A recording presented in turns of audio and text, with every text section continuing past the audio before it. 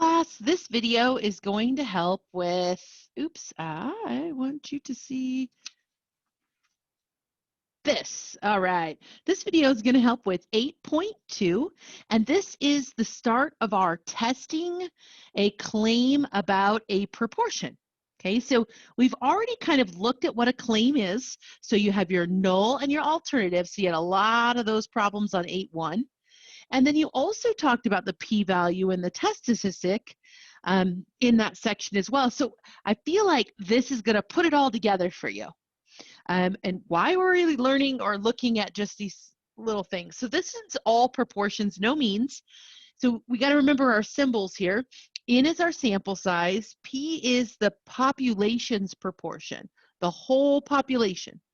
Okay, P hat is the sample population or proportion. I said population both, but population proportion, P, and sample proportion, P hat. Okay, and then we should know that that is how many out of our total. So it could be like I have 20 people who like math out of 1,000. It's probably more. That's pretty accurate. And then we divide those to get that proportion. Okay, so the way that I get that proportion could already be a percent as well, like they already divided it, or it could be a decimal, or you could get part of one and not another. So you have to play around to be able to get what X and N are on some of your homework. And then on the bottom one here, Q, remember Q is just 1 minus P, just a reminder of that.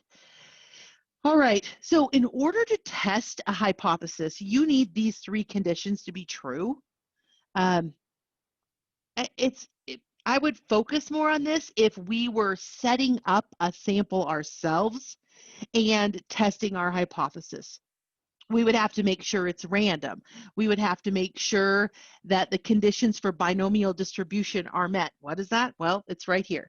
That the trials, you have a fixed number of trials. So many trials you're going to do, and they're independent. And you have 2 categories, either success or not success. Or you can't do a proportion. It's either you're for it or you're not. Like, that's just how it works.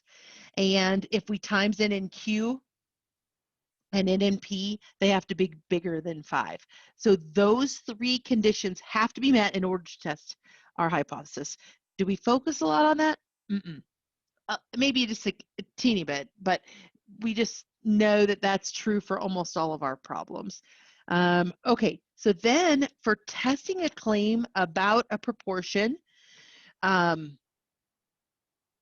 we have our test statistic, which here is our formula for. You can also do that on StatCrunch. We have our p-values, which again, we do on StatCrunch, and our critical values, which are our z-table critical values. To go with proportion, we go with z. T goes with the mean. All right, so then let's look at our first example here. I wrote on this, erase it real quick. If I say 1,009 consumers were asked if they were comfortable with having drones deliver their purchases, and 54% of them responded no, use the results to test the claim that most consumers are uncomfortable with drone deliveries. So what's the claim?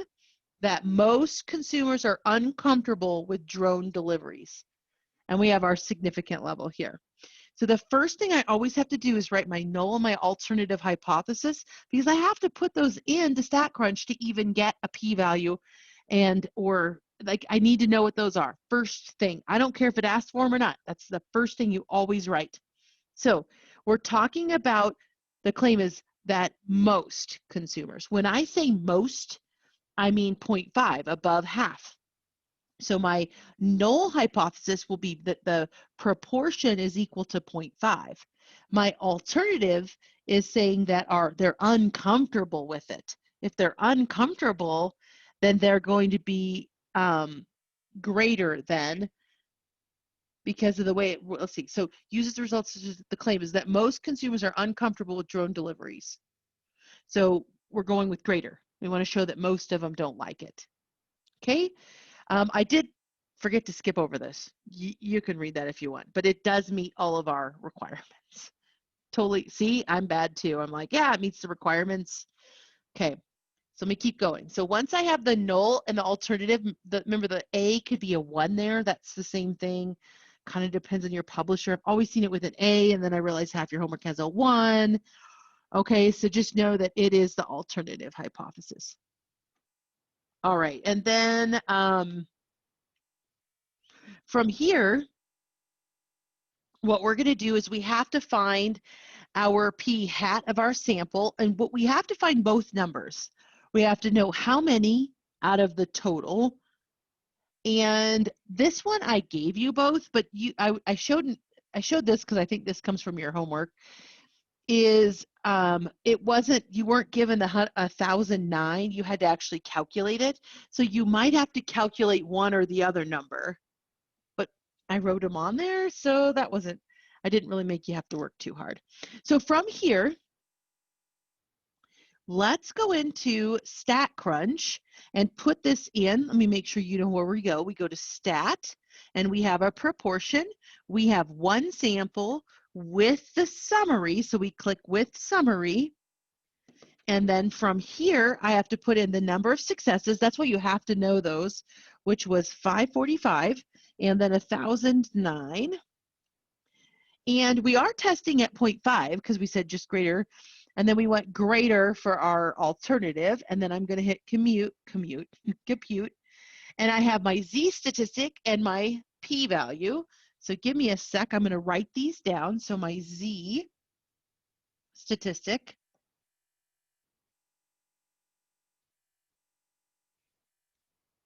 is equal to 2.55. And my p-value is equal to 0.0054. Okay, so I wrote those down. Let's go back to my paper here. So we got these off of here. So we could use this Z and compare it to the critical value, but we haven't found the critical value of our Z. We'd have to go into the normal calculator and find the critical value. I'm a little lazy. We can compare this p-value all the way up here to our significant level. So when we look at this, is your p-value is 0.0054. Is that greater than or less than 0.05? It is less than the 0.05. So what does it say if our p-value is less than 0.05? That means you're in that rejection region, okay? You're in those rejection region. Ours is only on one tail, so it's in that section. So what do we do if the P is low? The null must go. If this is low, that's our P, the null must go. So we're going to reject the null and claim that we have enough evidence to support that P is greater than half. So we had enough evidence to say, we can't say like for sure, like we know this is true, but we can say we had enough evidence that to say that most people are uncomfortable with drone deliveries. Like we agree with their claim. Their claim is correct, right? We went with their claim. There we go. Problem number 1. I did print in the notes, you'll see it. I printed how to put that in StatCrunch just in case. I kind of wrote this out. I wrote it out with the critical value method as well. So we did the p-value and our significant level. And if the p is low, then null. So we support the alternative hypothesis. This is just exactly what we said. I wrote it out for the first question just so you have one all the way done. Actually, I think I put the answer on all of them just because I really need you to know if you're right or wrong when you're doing your first part here. The critical value, I would have had to use the Z statistics against the critical value at 95. I had to go in and find that critical value, and we can see that the Z statistic is above or greater than this. And so it's in the rejection region. So it's the same kind of thing.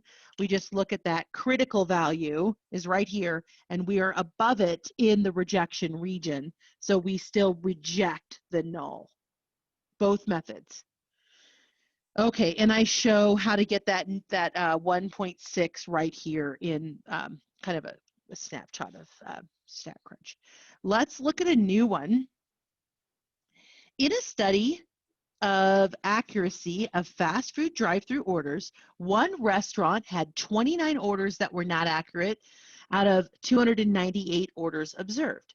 Use the 0.05 significance level to test the claim that the rate of inaccurate orders is equal to 10%. So how are we going to set this up? Okay, our null hypothesis is going to be that our proportion, right, is equal to 0.1 is what they say on this one. And we say that it's not equal to 0.10. So we aren't saying greater or less than on this one. We are saying it's either equal or it's not equal on this one. So because the claim is that the orders are equal to, we have to do equal and not equal. All right. And then we know our p-value on our sample is 298 out of, 29 out of 298. I read it wrong. 29 out of 298. So let's go over and find our z and our, and our z statistic. Some questions don't ask for that, so you might have that on some and not on others. So let's go ahead. I'm just going to go to edit because we went to the same thing. That's our proportion, and we're going to change this for our new sample. We had 29 inaccurate orders, right? Yeah, 29 that were not accurate. So we had a lot that were out of 298, and we want these inaccurate to be like equal or not equal to this, and then we hit compute, and we get our z statistic in the negative, which is fine. That just means it's on the lower half. That's not, we're looking at that lower half, so that's just fine. And our p-value is huge at, our p-value is at 0.8772. So what does it mean if I have a very high p-value? What do? So if the p-value, 0.87772, is greater than 0.01, our significant level, if our probability is greater, what did that say? It says we fail to reject the null. So we're going to fail to reject. So we're going to go with, we have enough evidence to go with that p is equal to 0.10. Enough evidence. I don't really have enough room for this, right? So if we fail to reject the null, we keep it. That's what we're saying, basically. And we're saying 10%. And if you look, this is almost exactly at 10%. So basically, we don't have enough data that supports that it's different. It's 10%. So see how that high P went with keeping the null or fail to reject it? That low P went with rejecting the null in favor of the claim. All right. And then I showed that too in here. So number 3, I think I'm just going to skip to one more question. There's another one on here, but I show the solution. So I'm going to go to the one I didn't slow the solution. I just made this one up. So I didn't show the solution. In Wyoming right now, as of today, when I'm recording this video, 68 people have died from COVID-19 of 10,119 confirmed cases. Use a significance level of 0.01. That's 99%, that's pretty accurate, to test the claim that more than 1% people are dying from COVID. So I'm saying more than 1% are dying from COVID. So our HO is going to say, our null is going to say we're equal to that 1%. Okay? And our alternative hypothesis, and when I say more than, I want to show that it's greater than the 1%. Because I want to show more than 1% of people are dying from COVID. So there's my hypothesis.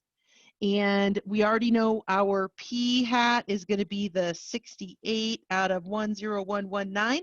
So I have the info I need to go over to StatCrunch. And I'm going to edit this again, and I'm going to put in 68 out of 10,119. And we're testing this at the 1.01, which is 1% level. And we want to know if it's greater. If we have enough evidence to support greater, compute this. Ooh, that's a high p-value. So our p-value is, I'm writing it down. Give me just a second. 0.9995. So our z statistic is -3. And we can see our sample proportion is really low. Right now in Wyoming, only 0.006, so about 0.7%. Did you hear that right? 0.7% of people have passed away from COVID. That is not the same as other states. That'd be fun to look at. We are blessed in Wyoming. Maybe it's because it's always so cold. Okay, I'm going to go back. That's nothing to do with it, but I thought I'd say it. All right, so here's our p-value. So what do we say again if that p-value is greater than our 0.01 significance level, way bigger, right? High p-value, then we are going to fail to reject the null. Fail to reject. And we would go with the p is equal to 0.01. So we don't have enough evidence to say it's greater. Now, I think we have enough evidence to say it's less than. So I didn't write the problem this way, but I do want to show it real quick. Let's go in and let's change this. What if we want to say it's less than? What's going to be the probability? Super small. We do have enough evidence. If our claim was we're less than 1%, we do have enough evidence to say, yeah, we are less than 1%, that the null must go, because this one's low. So if it's low, the null must go. So then we would go with, we have enough evidence for lower. We definitely don't have enough evidence for greater. That's why we had such a huge p-value. Okay, this is kind of what you're doing in this whole section. It's similar in StatCrunch, but it's like putting it all together, putting together that critical value, that z statistic. Why am I getting all these things? And this is why, because we can now take a sample of a population and we can say whether or not we can keep a claim or say that claim has to go. All right, good luck on your homework.